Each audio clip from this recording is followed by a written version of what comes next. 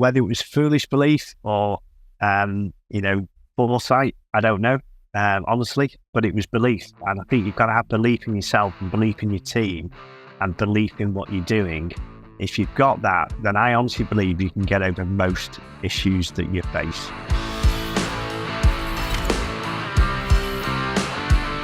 Well, our guest today was a founding member and CEO of Cake Solutions Limited. And now that started in 2001. We're going to hear about how he got going in business in a moment. Now, over the next 16 years, he directly oversaw the development of that business from a small startup to an international multi-million-pound company on the cutting edge of engineering and a process in open source software. Now, after being recognized in the Deloitte UK Technology Fast 50, Cake Solutions was acquired by a multinational corporation and then rebranded as Disney Streaming Services. He is now building several new organizations with his business partners, Gary Fletcher and Dave Zampano. One is a highly efficient tech-led private equity organization. It's really entrepreneurs helping entrepreneurs. In fact, EHE is what it's called. Fabulous, with a focus on AI technologies to help those businesses. And with his partner, Dave, they've got a legal document platform where their moonshot, their big vision, their big goal is to be the largest law firm in the world that doesn't employ any lawyers. Fascinating. They are digitizing, democratizing, and demonetizing legal services, helping smaller law firms compete in a digital era. I'm very excited to have Guy Remond with me here, and we're going to have an incredible journey on this wonderful story. And thank you for joining us all the way from the UK. Yeah, thank you, Richard. Excited to be speaking to you and to be on the show. Amazing. Now, I'm really curious. Every entrepreneur's journey starts somewhere. Yours began in 2001, but it really would have began before that. That's when the business got started. But what happened prior to that? What's one of the things that you think people need to know as they consider whether they're just thinking about starting their own business or they're reflecting on their own journey of being a business owner? Yeah, I mean, I'll give you the quick speed dating version all the way through to when I started the company in 2001, Cake Solutions. I was very, very average at school, and subsequently, probably in my early 30s, found out that I was quite highly dyslexic. My son was quite highly dyslexic, which is how I kind of cottoned on to that. And then a lot of things that had happened made sense. So, I was always in let's put it this way, the average classes at school. I came out with some qualifications, but not that many. I really enjoyed playing football at school and at lunchtime rather than actually being in class. And I actually left school at 17, 18, and I couldn't wait to get into work. I joined a supermarket group called Sainsbury's over here, which at the time was the largest supermarket in the UK.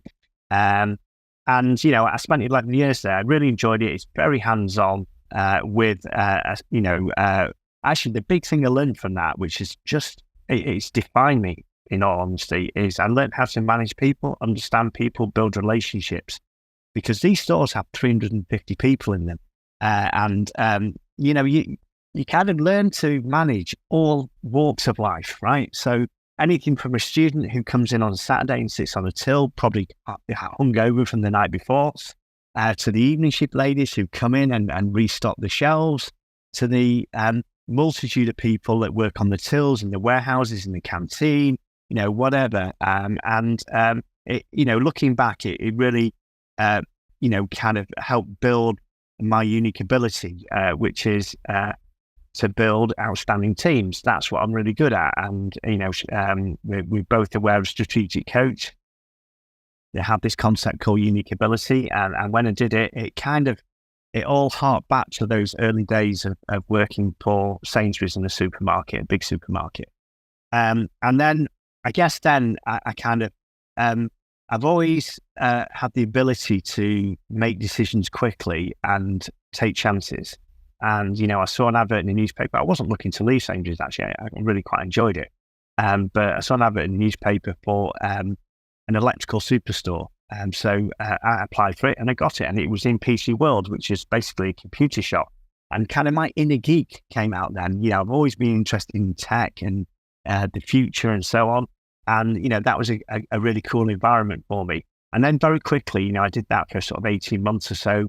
And that's when I then set up a business called Netcars with a couple of young guys called Reg and Louis Ricks, a couple of brothers. And their father was in the car industry, had several kind of car showrooms. They wanted to do things differently. They wanted to use the internet to sell cars effectively. So we built something called Netcars 2000, and it was a terrible time to set a business up. Right, it was right at the end of the dot-com boom. So it was like 2000, so 2001. So the early 2000s, everything went wrong with tech. It hit rock bottom kind of thing.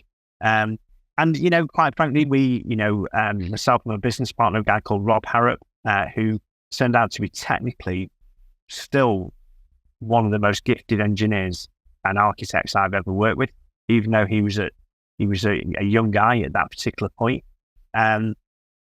And we started to build this company. He left in 2006, but by then we were beginning to build a reasonable team up. So, he left for all the right reasons. He's still a friend of mine. He went and did what he did very successfully, as it happens. I went on and began to develop Cake. And to begin with, it was, kind of a lifestyle company. So, we were not that ambitious, quite frankly. We were happy to do our thing, and we were earning good money. We built really quite an incredible team of technical people, and I was the commercial side of the business. And then we got to about 2010, and my CTO at the time, a guy called Jan Mahacek, who is again one of the most talented software engineers and architects I've ever worked with. Him and Rob, are the best people I've ever worked with directly. And he saw an opportunity with the new technology, and this new technology would enable us to build systems that didn't fall over when there were spikes in demand. So you can imagine when there's an advert on in between a TV show, and it's an advert for one of the online platforms. We have you guys have Ticketmaster out there, so we had Ticketmaster, and Robbie Williams was doing a gig at Nebworth, and literally within seconds of the tickets going on sale, the platform fell over. And then it come back for a few minutes, and it fall over. And you'd literally spend 4 or 5 frustrating hours trying to buy tickets for this show. It was just a nightmare. So the technology we were beginning to use, and it was early in their early days, was solved that problem, right? So it enabled these platforms to deal with mass, big spikes in demand. And they slowed down, but they didn't fall over, which was key. They could deal with much higher bandwidth and higher concurrent user numbers and so on. And we started to work with some companies in the UK. One of the big price comparison websites called Money Supermarket. We worked with McLaren. We worked with Weight Watchers in New York. We worked with BAMTech, which was emanated out of MLB, which was responsible for streaming all the major American sports at that particular point. The technologies that we were specializing in, and we grew up using as they developed the technology itself, as the purveyors of this technology developed it, we started to grow with the technology and started to work with companies that, quite frankly, a company of our size should really never be able to work with. Amazing. And so you overcame a few challenges in there, obviously, dyslexia being one of them, having a difficult time, again, dot-com bubble. Not everyone maybe remembers that to the same degree that you do, but starting a tech company, I think that's clear what kind of challenges would have been faced. But now dealing with technological change, looking at what's the problem that we need to solve, finding a way to solve it, and then creating a space in the market that almost wouldn't have really been yours had it not been for the fact that you were actively trying to solve that problem for the purveyors you're working with. And so What other things came about in that time frame? Because we're 16 years in business before you sold the company. I'm sure there was a lot of other chaotic moments that would have occurred, both from maybe the economic standpoint, but even just in dealing with perhaps teams and people and different maybe regulations. So, what are some of the other challenges you had to overcome during that time frame at the head of that company? Yeah, I mean, we absolutely did, and you're quite right to call that out. So, there was a couple of occasions we almost went bust, and on one of the occasions, if we'd have gone bust, I'd have gone bankrupt because I put everything I had and more using credit cards into the company to ensure its survival. So, and interestingly, you'd have thought, we started the business in the when the dot-com bust in the sort of early 2000s. And interestingly, actually, during the recession in 2008, we did okay. We had some really good customers, and that saw us through. We struggled in 2004.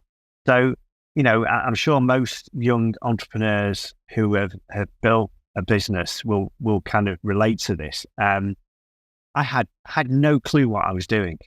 I'd never run a business. I'd never had any training about running a business. I'd gone into this, I suppose, in true entrepreneurial fashion, where I thought, well, I can do this. There's certain moments in our life where we know that things are going to change. That happened to me in August of 2009. My life completely and totally changed forever, for the better. I learned about this incredible concept called the infinite banking concept. Becoming your own banker. It was created by R. Nelson Nash. Nelson became my friend and my mentor. I loved him dearly. I now have the blessed life of being able to teach his incredible message, his incredible concept to the people I love to serve. You can learn all about it by registering for a free webinar at learnibc.com. Go ahead, take the initiative, start your learning journey now. What are some of the other challenges you had to overcome during that time frame at the head of that company? I had no clue what I was doing. I'd never run a business. I'd never had any training about running a business. I'd gone into this, I suppose, in true entrepreneurial fashion, where I thought, well, I can do this. It won't be a problem. I'm not technical, right? So I cannot write a line of code. My brain isn't wired that way. But what I was really good at was hiring the right people who could write lines of code, and then eventually beginning to hire the right top team. But in 2004, we ran out of business. We literally had no sales. We were probably 2 weeks away from going bust. And honestly, it was my business partner that pulled one out of the bag on this occasion. We had one lead for a company called the National Student Union Services, and they were responsible for bulk buying all the alcohol that students drink. You can imagine that was quite a big business. And all our systems were manual, so they were looking to for a piece of software that would help them deal with that. But also, they also had really quite complicated discount offerings. And it turned out that after we built this piece of software, that they saved £1 million a year because humans couldn't deal with the figures that were required as accurately as computers could. So that was a really unexpected strategic byproduct of what they were doing in terms of building software. But if we'd not won that piece of business, and my business partner went in and knocked it out of the ballpark, but from a presentational point of view, and we won the business and we survived, but we were within 2 weeks of running out of money and going bust. But that particular point, I just moved house, had 2 young kids, a new mortgage, and I had a house. The house I bought was from auction, and it needed completely gutting and redoing. And honestly, if the company had gone bust, because I put so much money onto myself personally, I'd have been bankrupt as well. So that was a massive risk that really my family didn't know about. And I think that quite often happens with entrepreneurs, that, they're not trying to hide stuff from the families, but what they try and do is shelter them sometimes from some of the things that you have to do to get to where you really want to get to. You've got to have that confidence in the business that it's going to work. And I did, and it did. So, 2010, we made that technological change that I mentioned. And honestly, we then had 6 years of sustained growth, 10 times in every multiple. We were really knocking out of the ballpark, working with big companies, working all over the world. We had big contracts in the Middle East, in the States actually accounted for a high percentage of our business at this point, and we had a few in the UK as well. So really exciting times, and we were different. We still we never had a marketing department. We never had a sales arm to the business. What we did do was we built a culture. This is really important, actually. I've written a couple of books on culture now. We built this culture within the business, which encouraged the engineers to be proud about what they do and to shout about what they do in their technical communities. So, we'd run user groups, we'd speak at user groups, we'd speak at conferences. The last few years, we were doing 20 odd conferences a year where we were speaking at them. And we'd sponsor 5 major conferences a year where we had quite a big presence. Usually sort of 10, 15 of us would be there, as well as the speakers, as a support team, and, to talk to potential clients at these conferences. And that worked really well for us. We were hitting the technical people within the communities. And we were also, our CTO, and then quite a number of the team were actually active bloggers at that point as well. So as blogging became a thing, we were at the forefront of doing that in the technical world. And we just built this reputation for being a bunch of experts at what we did. And we also worked on some really exciting projects, which, the team were proud about, but it just made good stories. That's how we grew, through notoriety, through the engineers. The engineers were our salespeople. They were brilliant.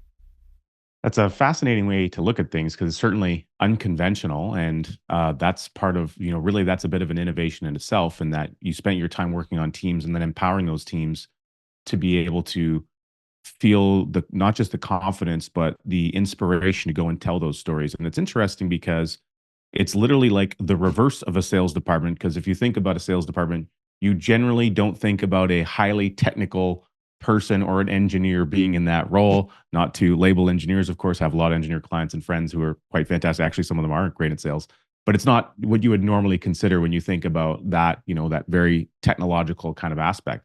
But going to the events and sponsoring them and empowering them to go and speak. One thing that really comes up for me is, if you're working with a large company and you want to have a software built or something in the technical space, often the person who's at a CEO level or in a high management position, they are also not that technical individual. So they're most likely going to refer to who's the most technical, knowledgeable individual on their existing team and ask for a recommendation. And so because you have your technical people talking to the technical peoples of other major firms, it's almost like a backdoor sales technique, which is quite fascinating. It is. And what we did then, so it wasn't quite as unplanned as you might think. What we did, we actually wrote 5 books. We started to blog, we started to speak at user groups, we started to speak at conferences, and we expanded on all of those things. And you're right, then the technical people would speak to the C-suite, and the C-suite would then reach out. And, then our process was quite simple. It was me or my ops director, which I probably hired in, 2012, something like that, maybe 2011. One of us would accompany either the CTO or our technical director into the offices of this company, and we'd have a chat with them. And it was interesting because our tech guys would go toe to toe in a good way, and get a real rapport with their tech guys in the room. And I would talk about the culture of our company and what we're about, and what made us different, and how we could help their team, not just from helping them build a piece of software, but bringing their team along for the ride. Because, the technology we were using was new in the commercial world. It had been an academic language for 10 years. And we We then started to commercialize it and work with the guys that were building it, a company called Lightbend. They were our biggest referrers because they were consultants. They weren't doers. We were the doers, and we shouted about their technology. It was a perfect symbiotic relationship that didn't have any money exchange. That's one of my principles. I do not ever, and I'd never ask for a kickback from any referrals that I make, because I want to be seen as neutral. I want to be seen for making referrals for the right reasons. And I still maintain that, that principle today. I do not take kickbacks for referrals, because we demonstrated expertise and people wanted to work with us, and they wanted their teams to use the technologies we specialize in. And we don't just build technology, we build it and we bring their teams along for the ride. So they learn how to build things for when we leave. That was quite a unique proposition and worked really well, which meant that we could not quite name our price, because we would never, take advantage of that, but we understood what our value was at that point. Yeah, that's very interesting. And, circling back to the point you kind of mentioned around 2007, where, you putting all your eggs in one basket, a government contract, a 3-month delay. Although it was a little early, there wasn't the communication about the uncertainty of the upcoming market correction that was going to take place. I'm curious, what were some of the things that were going through your mind? Having a young family myself, considering the amount of risk that you have, and knowing that you kind of got to put all your chips into this particular, on this table. How was the process overcoming that? If someone's going through that today and they're watching this, what's some of the advice and things that you would give them as they're thinking through a similar situation and reflecting back on it? Yeah, I think I just had belief in that we could solve the issue. And if we did, then we could move forward and be successful. And it was just belief. Whether it was foolish belief or, foresight, I don't know, honestly, but it was belief. And I think you've got to have belief in yourself and belief in your team and belief in what you're doing. If you've got that, then I honestly believe you can get over most issues that you face. We came close, but, we always found a way of dealing with the issue. And, again, you take those kind of experiences forward into your life now, nothing phases me anymore. I'm okay.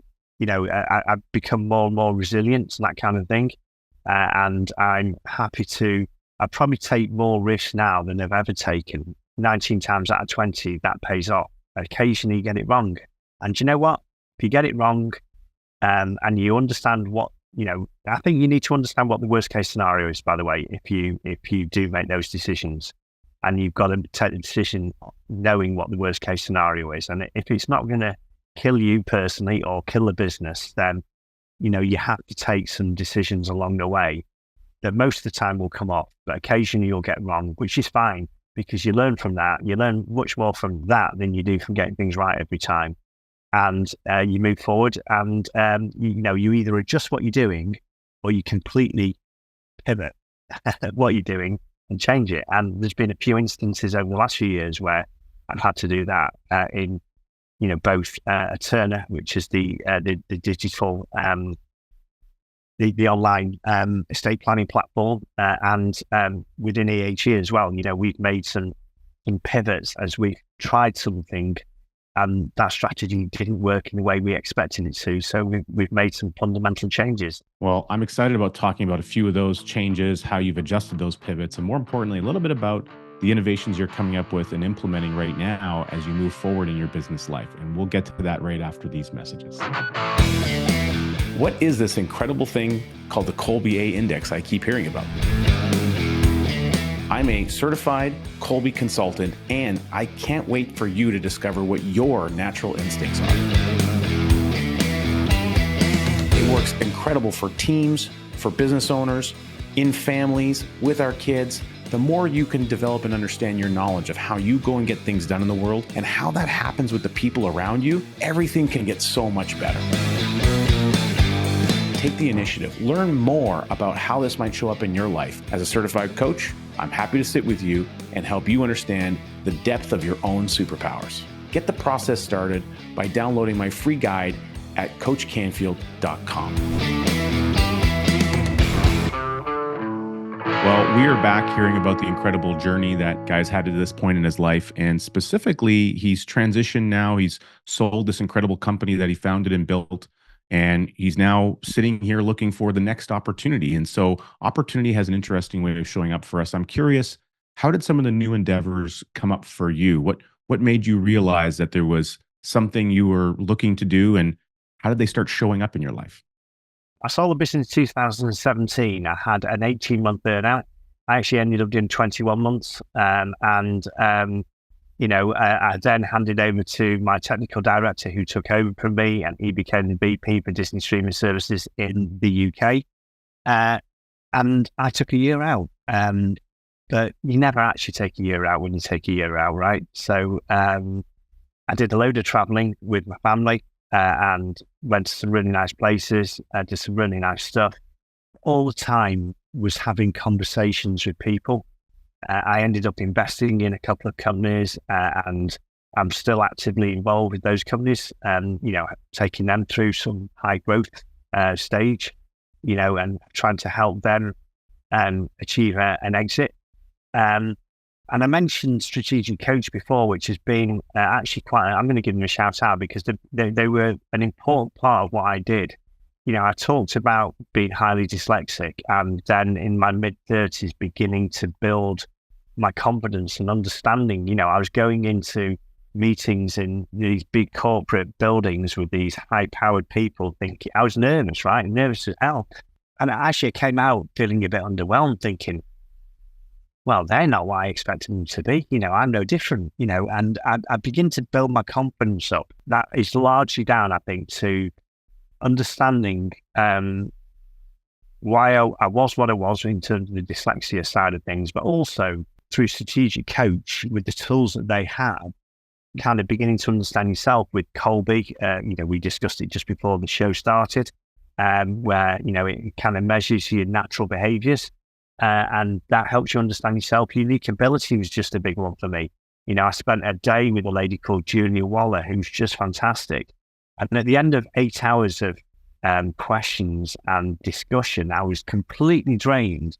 But what I had at the end of that was a paragraph that described what I'm really good at. And ultimately, it was building uniquely talented teams. And that was all, as I said before, from my experience with Sainsbury's and having to manage all sorts of different people. I'm good at, I think, recognizing other people's unique abilities and understanding where they'd fit around me or around the company that I'm supporting, and helping the entrepreneur within that company build their own kind of unique team. So every company I'm involved with, the team is at the center, and the development of the team and the building of the team is at the center of everything that I do, because ultimately, I'm not going to make the company successful. They are. And that's kind of how it is, really. So, Coach was a massive thing for me. And actually, I met both my business partners, Gary Fletcher for EHE, Entrepreneurs Help Entrepreneurs, and Dave Sampano for Eterna. I met them both at Strategic Coach in Toronto, meetings at different times, but within 6 months of each other. And actually then we started both businesses just before COVID hit, which was in some ways useful, because I was able to build out 2 platforms of both businesses at a time when there was an abundance of engineers available. So in some ways, as horrible as COVID was, it kind of worked in my favor in that regard. You also supported people who otherwise wouldn't be working because they were available. So it's a bit of a, you not just was it helpful for you in growing 2 new companies, but also for the people that needed the ability to work on a project. It's kind of everyone wins in that scenario. It does. And both projects were actually started by ex-employees of mine from Cake. So these guys had the kahunas to go out and start their own business. And I always support that. I never, ever, I actually enjoy it when people leave my company to go and start their own company, because I think it's a completely brave and noble thing to do, because you need people like that to build economies and create innovation and change the world. So, I'm always really happy when people leave my companies to go and start their own business. And wherever possible, I stay in touch with them, try and help them, and occasionally employ them. And that's what happened in this case. I employed quite a number of people that I used to work with that, had set their own business up. That's amazing. Now, Strategic Coach, amazing organization. So shout out to Dan and Babs for what they've built there. And of course, that's really the fundamental way that you and I got connected initially. And we had a great interview on our other program, Wealth Out Bay Street podcast. And at the time, it was around one of these business models that you were focused on with your business partner, Dave. But there's been some change and some pivoting that you mentioned there. So walk us through a little bit about what's the deciding factor on when you need to pivot, and why have you made some of the changes you have in that particular technological structure?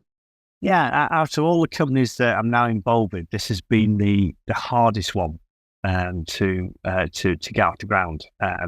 But we've continually made progress along the route. So, nothing comes easy, right? And every business I'm involved with has issues. This issue was that, when we launched, the business model was really simple. We built this platform, which I did. The platform's great. And we got patents on the platform, which were, granted in the US. And the tech side worked really well. The plan was, so the business model was really to go through, instead of going direct to consumer, which is always difficult, because it just costs so much money to, get above all the noise that goes on in that marketplace. We thought, okay, we're going to go through local lawyers. So what we tried to do was, most estate planning platforms, in fact, all of them apart from ours, try and bypass local lawyers. So they use technology to marginalize lawyers, and they just maybe have a couple of their own in-house lawyers. That's it.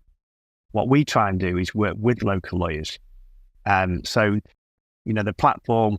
So, we'd engage with a law firm, small law firm typically, and the idea was that they get two types of customers. They get customers that come in and want a will, and they're prepared to pay maybe a couple of $1,000s, maybe more, maybe slightly less, but around about that figure, to go through a process where a lawyer handholds you through that process. It's usually in person, and it's labor intensive, right? And it's expensive because you're dealing directly with a lawyer, or at least a paralegal. But then there's people that can't afford to do that. So they come to the law firm and they go, how much is it to do a will? And they go $2,000, and you go, well, we can't afford that. You say, okay. So the idea was then that the lawyers would refer the customer to our platform, and they would have their own unique URL. So it would be Turner.legal/Joe Blogs lawyers. And it would be highly personalized to them, but it would also be branded a Turner. So it was a joint kind of branding exercise.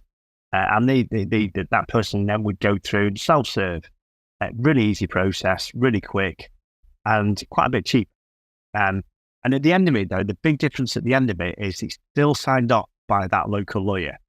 And that's really important because, a lot of these platforms produce wills that aren't checked or aren't checked well enough.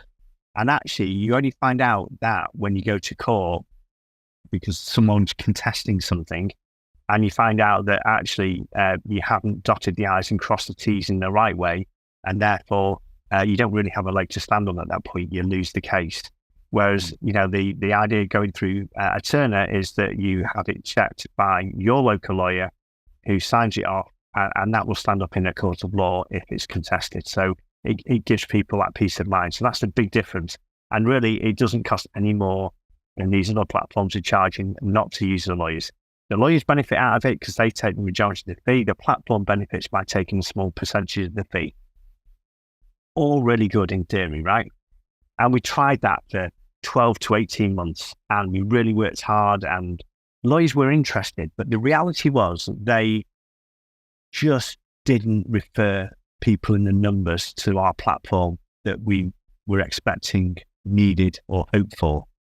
So we had to change our thinking. So we still want to use the local lawyers, but this time we're going to do the marketing. So we become the marketing platform as well as the processing platform, but we still get it signed off by a local lawyer.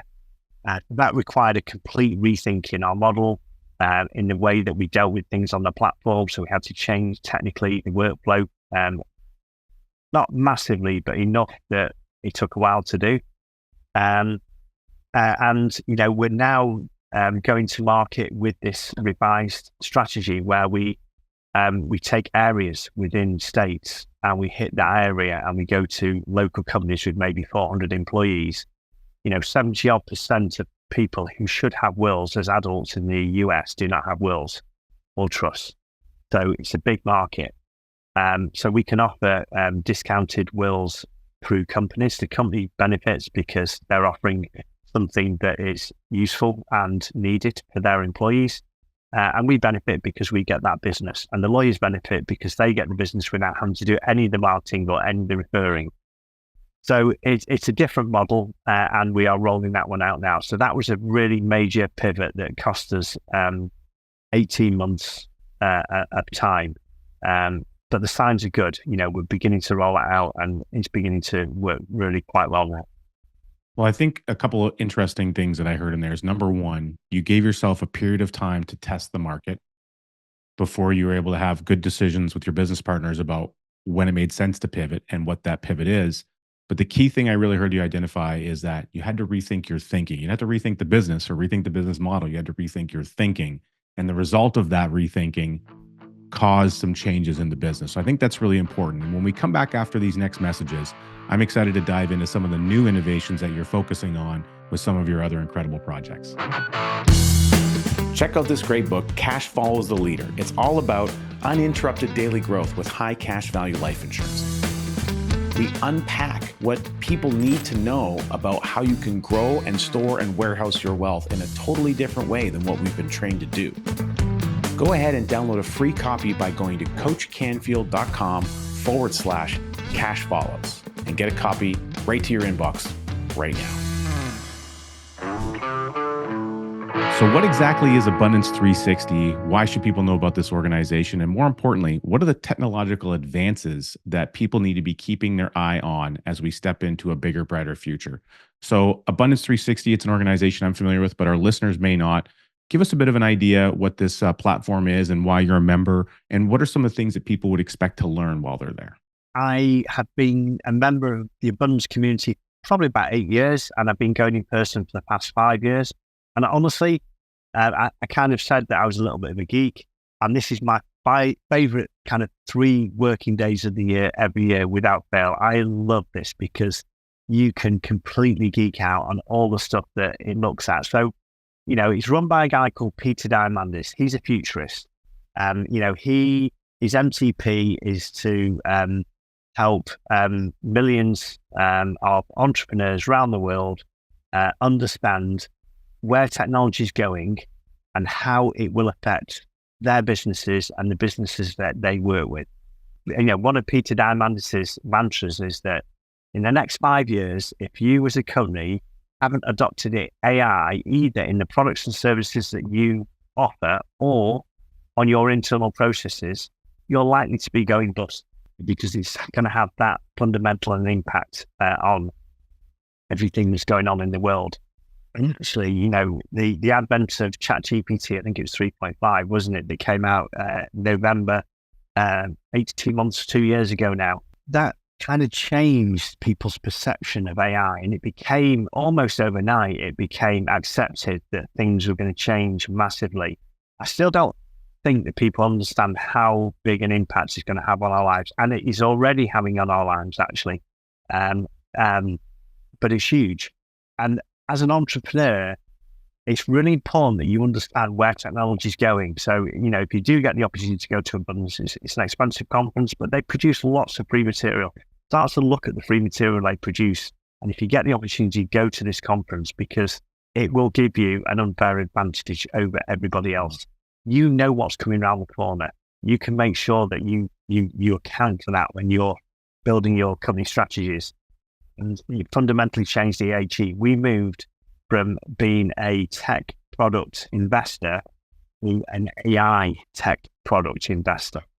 And honestly, it's already proved to be a really smart move with some of the investments that we've made. Before we kind of hit record on our show, we were talking about one of those, and it's around using AI in a book publishing model, and also with some advent to some journaling components, really from getting people at the speaking level into the writing level. And so walk us through what Clio is all about and what has you excited about that endeavor.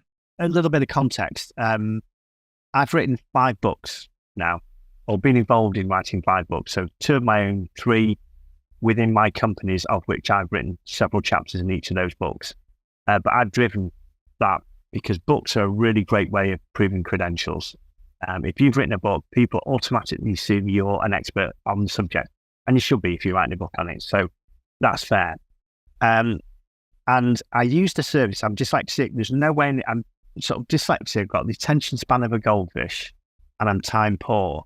There was no way on this earth that I was ever going to be able to sit down and write a book. I didn't have the time, patience, inclination, knowledge to do that. And I came across a lady that used to work for a strategic coach in the UK called Georgia Kirk, who left strategic coach to set her own business up, and it was a speak your book business. Perfect for me, right?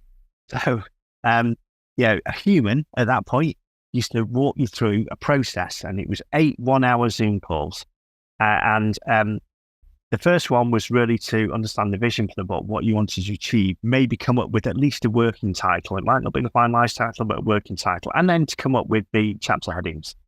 If you achieve that in your first hour, that's great. Then you had 7 other hours where the human would ask you questions around each chapter. You might get 1 or 2 chapters done per session. And at the end of it, it was recorded. The transcript using Otter was converted into text, and then a human editor would come in, listen to the conversation you had, and it is just a conversation, him asking you questions about that chapter, and you answering those questions, and the editor would come in and use their skills to write the chapter, make it a coherent passage of text instead of just this transcription, whilst retaining your tone of voice, which is really important. And I was a bit skeptical, but they do it brilliantly. They really do. It just sounds like I've written it, as if I imagined how I'd write it if I ever did, which I obviously wouldn't. And ultimately, they produce a book. They take you through a design process from an artwork point of view for the cover and the inside and so on. And then they produce these publishing files. They got really good at this, and the last 30 or so books that they did with this manual process all became bestsellers, including one of my books, which is an EHE book called Fast Road Through Funding. And all these books were actually genuine added value books. They were not an advert for my company. We had them in the same livery. We had a logo very subtly put on the inside page, but that was it. They were all, advice to startups as to how to achieve funding and what the process would be and what pitfalls to look out for, what to do, what not to do, that kind of thing. But great. And, I've given away thousands of these various events that we go to over the last few years, and people talk about them all the time. They remember you by the book. They don't remember Guy. They remember the book, which is fine, right? I wouldn't take that personally. So all we've done is we've taken that manual process, digitized it, and applied AI to it. So all the way through to that first draft now is an AI for a phone app, iPad app, or even just the desktop, where it asks you questions. The AI begins to understand the context of what you're trying to achieve, and it then begins to suggest titles, and you kind of fine tune that. It then begins to suggest chapter headings, and you fine tune that. The AI then gives you prompts. So instead of you giving it prompts like you would do, it gives you prompts to kind of reverse the way that it works, but it works really well. So it asks you questions about the chapter effectively, and then you just speak like me and you are now, and have a conversation with this AI, which is kind of weird to begin with, but you soon get used to it. Ultimately, it takes all that information, so your expertise, the stuff that you've spoken about, and it organizes it into a draft format, and it will get 70% of that draft done. A human editor, because AIs aren't perfect yet, right? So, a human editor still has to come in and polish it and finish it off. But, again, we expect that these books will be the same standard as the previous books. We already have one of them that's become a bestseller already in this early stage. When you think about all the different endeavors that you have, I'm sure there's so many of them that you have on the go, the different companies that you're vested in. What would you say has you really excited about the future innovations that are coming out in the world? And AI being one of them, but perhaps there's another that really appeals to you. What would you like to share with our viewers about what has you really excited about the future of the world that we live in today and how technology intersects with it? Yeah, I'll start with AI. So, just to kind of finish the story on Clio, and in the context of the question you just asked, AI has the ability to make us way more efficient. Okay, and if we're more efficient, we can do things more cost effectively. It doesn't necessarily mean job cuts, and sometimes it will, but quite often it'll just make companies more efficient and better at what they do, and be able to do more of what they do. And ultimately that filters down into cost savings for end consumers, and maybe slightly higher profits for the companies as well, which is fine. So AI is already affecting every part of our lives, and it will increasingly do so. And it'll be a bit like when the wheel was invented. There will be change, and some people deal with change better than others.